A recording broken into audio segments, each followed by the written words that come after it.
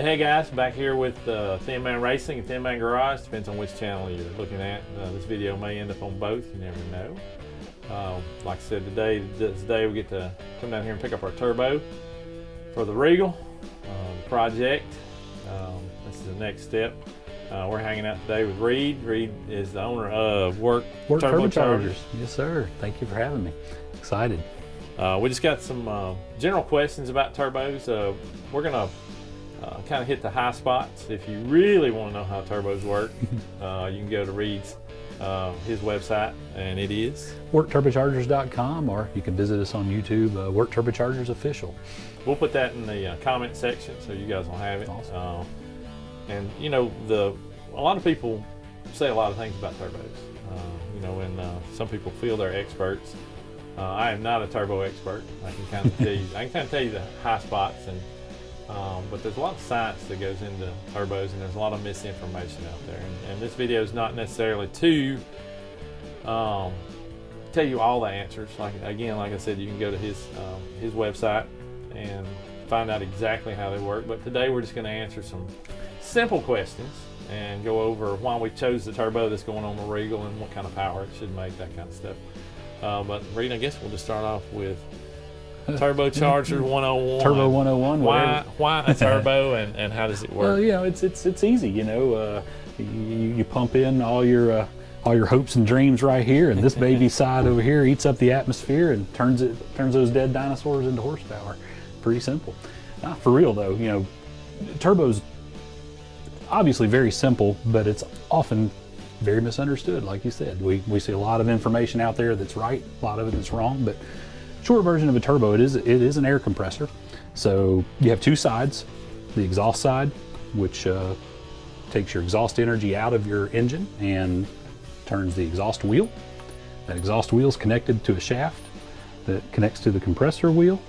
The compressor wheel pulls air in from the atmosphere, forces it out the outlet into your engine. More air, more fuel, more power. It's pretty simple. You know, we can go into hours of detail about it, but you know, all in all, you know, wasted exhaust energy that normally goes out of your tailpipe as heat and noise is directed into the turbo. That is turned into energy to drive the compressor wheel. Super easy. So exhaust-driven supercharger.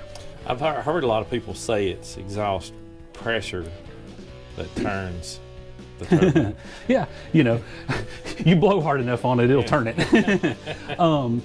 To some degree, it is exhaust pressure, but that is a very small part of it. You obviously have exhaust volume. Exhaust volume is composed of, you know, the heat from the combustion event of the engine, so thermal expansion. That is your number one driver of your turbine wheel, is exhaust heat. So when you see people mount their turbo real close to the engine, like in an OEM application where it's mounted right to the exhaust manifold, obviously they do that because exhaust heat's what predominantly drives the turbine wheel. So does the distance from the exhaust manifold where it comes out of the head to the turbine wheel, does that affect turbo lag? Mm-hmm. It sure does. And it's more pronounced on certain engines. Obviously, if the turbo is sized properly, that lag can be reduced. But if you have a turbo that is not optimal size-wise, then yeah, you can see a considerable amount of lag from not only the distance, but the diameter, the number of bends in it. List goes on and on. Because I noticed on like the OEM stuff, like on the Chevrolet Malibus and stuff on the 2-liter turbos, very, very small turbo, but it's very close to the exhaust manifold also. And there's a reason for that. And that's definitely, the engineers, they earn their paycheck for a reason. Because I think the turbo lag was, back in the day, I guess, was the biggest hindrance to enjoying the turbo experience. You know, if you, like us, grew up in the heyday of early turbo cars, turbo lag was what all of our buddies that had nitrous or superchargers or whatever, you know, that turbo spools up, car's fast, but you know, you got to wait on it. But a lot has changed since then, obviously. And some of that engineering in the wheels and in the housing and that kind of stuff. Definitely. You know, obviously technology in the turbo itself, but you can't also look at engine efficiency, understanding, you know, now that engines are built to be turbocharged, where back in the '80s, you got a lot of cars that they just retrofitted, like your Buick. You know,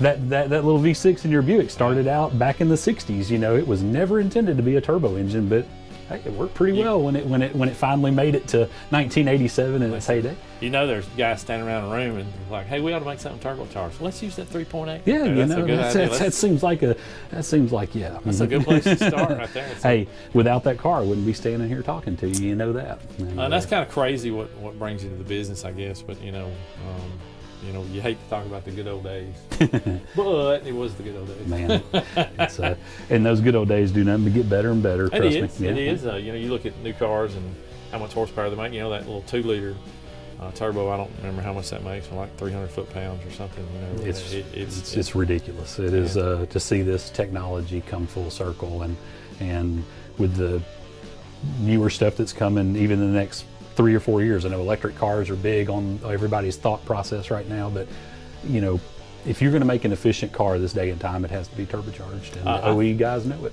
I think one of the Ford guys, and I was speaking to one of the guys that works for one of the other manufacturers, they said everything they sell is going to have a turbo on it.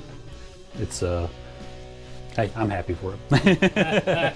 It's good for business. Man. But you know, I think some of what gives us an advantage nowadays is the technology to control it and the technology to watch it and monitor it. Back in the old days, you know, I think about that what's the Trans Am 3.1 turbo? Yeah, a little 301 carbureted. 81, 82, and Buick had the V6 that was carbureted at the same time. So it started in 79, I believe. 78 or 79, somewhere right in there. So if you guys have never seen, there's a Trans Am and it's just 79 or something like that, but it was a turbo, and on the scoop it had, you know, like green, yellow, red lights on the dash, and you know it was so analog. It was awesome, man. It was, So made, I don't know, 120 horsepower or something. I don't know. They actually used that car, I guess, in the second Smokey and the Bandit, and they had to use a lot of nitrous to get the tire smoke. Yeah. They went from the 455 to that 301 turbo, and I'm sure there was a lot of disappointment there. That's right. Like I said, I thought this was supposed to run better. We're not going to talk about the dark ages of turbos back then, but no, it's like the modern day turbo. You know, you have the computer oversees everything. It knows shaft speed of the turbocharger. It controls the wastegate or the boost, completely electronically. And the engines, like I said, they're built from the ground up to be a turbo engine from the day they are engineered. So yeah, there's a lot of really cool technology. Makes a difference. Yeah. So I guess that we understand kind of how the turbo works. So let's talk about wastegate and what the purpose of a wastegate is. Now, I think you got a couple examples there. So this is typical external wastegate. So term external is the gate is separate of the turbocharger. Most of your OEM turbos will have the wastegate built into the exhaust side of the turbocharger, but this is what all of us performance guys are going to be used to seeing. But a wastegate does exactly what its name says. It takes the exhaust going into the turbo. The wastegate is mounted ahead of the turbocharger, and it wastes the exhaust energy around the turbine. So this has a valve in it, and when the boost pressure is reached, this valve opens. That valve then diverts the exhaust gas from going into the turbo to going straight in the downpipe, therefore regulating turbine energy. Pretty straightforward. It slows the turbine wheel down by regulating the amount of exhaust gas that enters the turbine housing. And these are adjustable in 2 or 3 different ways, is that right? Oh yeah. So inside of this gate there are springs. The springs are of different ratings. You can set it up that way if you just want one static boost pressure. But the most popular way to do it is to use an electronic controller. So basically it's a small little computer that you program in a boost curve. Say you want X number of pounds of boost at this RPM in this gear, and it will regulate the manifold pressure going to the gate, so it will only open when it's told to. And now the old ones were vacuum, is that right? No, they're all pressure, and there was some early boost. Well, take back the Trans Am you're talking about. They did use a vacuum modulator valve to help open and close the gate to some degree. That was quickly phased out to just pressure only. So it's more accurate to control a diaphragm moving with just pressure versus pressure and or vacuum, just overcomplicated. And the reason I used vacuum back in the day, guys, is because vacuum is predictable.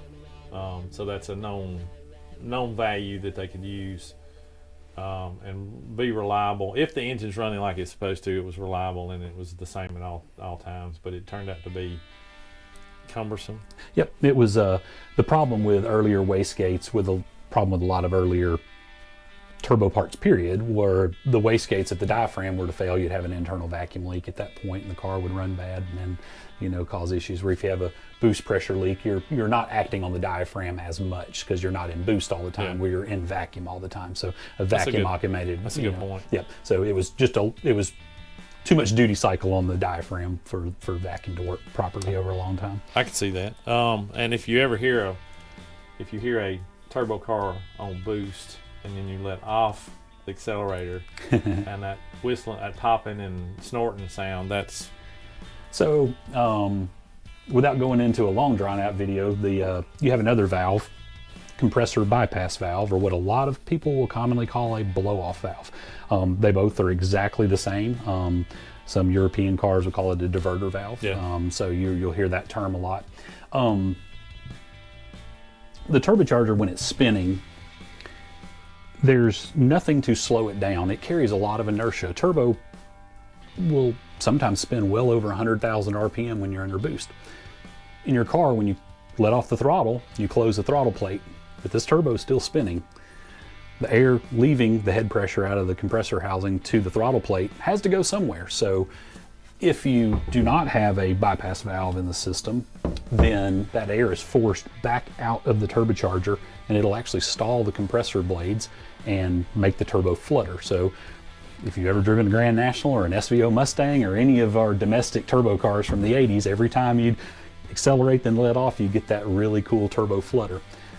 Manual transmission cars, that becomes a drivability issue because you'll actually get bucking and surging.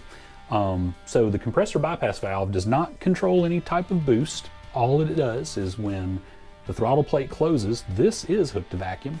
So when the throttle plate closes, you get vacuum in the intake manifold. Vacuum in the intake manifold coupled with the boost pressure spike here will blow this valve open, releases it to atmosphere, or there are some that will plummet back into the air intake, of the engine, like in the stock location. In stock, EPA would force you to do that, but most guys want to hear the sound, so it's going to be plumbed outside somewhere where you can hear it. But we have to use the same kind of bypass on supercharger, factory superchargers. If you flip a factory supercharger over and look, there's a bypass on it too, simply because when you come off the gas, you're under boost and you come off the gas, it's still making boost because the RPM's still high. It just doesn't have anywhere to go. So even on the supercharged models like the root supercharger that sits on top of the motor, it still has to have an avenue to go other than inside the engine. So this is a vital to make the engine survive and not damage the supercharger and not damage the turbocharger. And plus it's kind of got a cool factor too. Yeah, definitely. Because you can adjust these to where pretty much every time you let off the gas, everybody at the corner ice cream shop will know you're passing by. That's exactly right. There was a guy that came to college for a while. He had a little Ford, and he had his, I don't know, I mean, he could 1200 RPM and you'd hear it pop off, and he got nicknamed Sneeze, so that's kind of what it sounded like when he'd go around the building. As he'd go around the corner. But anyway, that's two of the parts. All right, so I guess the next question would be, how would I choose, or what factors go into me choosing a turbocharger? Yeah, the right size turbo. If you look in a catalog or online this day and time, your choices are endless. So where do you start? I have to say this as a business owner: the first place you start is you call a professional. That's the easiest. I'm not going to steer you wrong. Any other reputable turbo shop out there should not steer you wrong. But to simplify this, the turbo has to be sized on both ends. So your compressor and your exhaust end have to be able to meet the demands of the engine. So obviously a turbo for a small 4-cylinder car is going to be considerably size difference than one for an LS or a Coyote. The next thing that you want to do is you want to look and see what type of horsepower you're trying to make. So Compressor wheels in a turbocharger dictate their flow, and larger wheel, more power. Short version of it is we'll simplify it down to, you can look in a catalog, and most manufacturers like Garrett or BorgWarner will rate a turbocharger based on horsepower in their catalog. This is an S300 SX series unit, very popular in the LS crowd right now in singles and twins. This is a 60 millimeter compressor, and it's rated right around 550 flywheel horsepower. Always keep that in mind. All turbos in the catalog are going to be rated flywheel power. Okay. And a lot of people are going to want to know what they'll do wheel horsepower, but flywheel horsepower is what we're going to speak when we talk to you about a turbo. But it's super important to get that sized right, and the best way to do that, you know, I hate to say it, is to speak with a professional about it, and we're going to make sure you get in the right turbo that you need. Because RPM plays a role in this. You can narrow it down to, with my shop, I get as specific as, okay, I got a 5.3 LS, let's say a real common engine for everybody right now. I'm going to size a turbo differently for a customer with a Silverado truck versus a guy that's put it in his Mustang that's going to go drag racing. So we're going to look at not only the horsepower, even if they have similar horsepower goals, we have different operating ranges. So the truck that's going to drive every day on the street is going to operate in a different range than the Mustang would at the drag strip. So, that's super important. And they might take very similar turbos, but they might have very different exhaust housings or compressor wheel sizes to get there. But yeah, you would think it would be easy. Yes. This is a topic we could talk for days on. And I think anything when performance related, the less you move off of from the factory, the more you move off of factory, the more intricate and more detailed it is to choose parts and pieces. So if I got a 5.3 LS and it's making 375 horsepower and I want to move to 400 horsepower, a lot of generalities play into that. But if I want to move to 750 horsepower, then we got to be a lot more specific. And the further you move off center, the more specific we got to be as far as what needs to happen. Because torque converter plays into this. What's my stall speed? What kind of gear ratio? What kind of RPM? How much does the car weigh? All that kind of stuff. Once we start trying to put all the puzzle pieces together, is it a nitrous car? Is it a turbo car? Is it a supercharged car? All that kind of plays in together. So my best recommendation is have an expert that you can call, like Reed, and let's don't end up with the wrong turbo. Yeah. Well, and one of the biggest problems I see today as a being in this industry, or people want to put too big of a turbo on a car. So what's the downside of that? The downside is that you are going to waste usable RPM range to produce torque, and torque is what moves most of our cars around. Last time I checked, and it is. So let's arbitrarily just say we got that same 5.3 engine, and we get a lot of guys that call and say they want an S480 turbo, which is an 80 millimeter compressor turbocharger. And this is a 60. This is a 60 millimeter. Okay. All right. So, and I'm like, okay, well, S480 does have a good fit on a 5.3. What are you going to use this for? Oh, this is my daily driver. I'm looking for 550 horsepower, pump gas, and it's going to go in my Yukon. And I'm like, well, let's talk a little bit about this, because yes, that turbo will make that power, and it'll make it fairly easily, but you're going to leave, because the turbo is driven off the exhaust. As you go larger and larger on the turbo, you introduce that turbo lag we talked about earlier. So when you have turbo lag, you're not moving air, so you're not putting air in the engine, you're not making horsepower, you're not making torque. So too big of a turbo pushes your power band, just like putting too big of a camshaft, too big of a cylinder head, too loose of a stall speed converter, you get the combination off, it's not going to be happy. Because most of the time, I'm not going to drive my Yukon around at 5,800 RPM. Oh, come on. It's going to Send it. It's going to be 2,200 RPM or 2,000 or something like that. So some of it really, the drivability goes away, and then the enjoyment goes away also of enjoying the drive or enjoying the car. And I think the OEMs prove that with smaller turbos, and you get the RPM, you get the torque down, low, so we can get the car moving. And that's where the seat of the pants fun is when you're driving a car. Yeah, you get that throttle input, and it happens. And it happens immediately, and that's the enjoyment of it. Now, if we're talking about drag racing, okay, I'm gonna bring the car out at 5,500 RPM. I don't really care about anything under 5,500 RPM, but you know, I've got the kids in the back and they're eating ice cream. I don't want to bring the Yukon out at 5,500 RPM off the traffic light. The wife might not be very Yes, happy about she's not saying she's not going to enjoy driving it either. Exactly. And without getting too complicated yet again, we all oftentimes will refer to a mean average power number in my shop. So we will look at the average torque and the average horsepower over the average operating range of the engine. And simply, you want the highest amount of mean average power production as you can possibly produce. And in a turbo, most of the time you're going to gain all of that at lower RPMs than you think you need, and for a street car. So the 5.3 guys that are wanting an 80 millimeter, we generally are recommending those for, you know, hot street use, Saturday night special kind of deals. You know, somebody that's going to, you know, understand the car's going to live at 4,500 RPM. And it's going to be aggravating to drive under that. Yep. Or it's not going to be a lot of fun. Yeah, it is. And you know, and you come back, and now if the guy's got a street car and he's got a Power Glide in it, you know, yeah, it's going to be a lot different choice than a street car guy with a 4L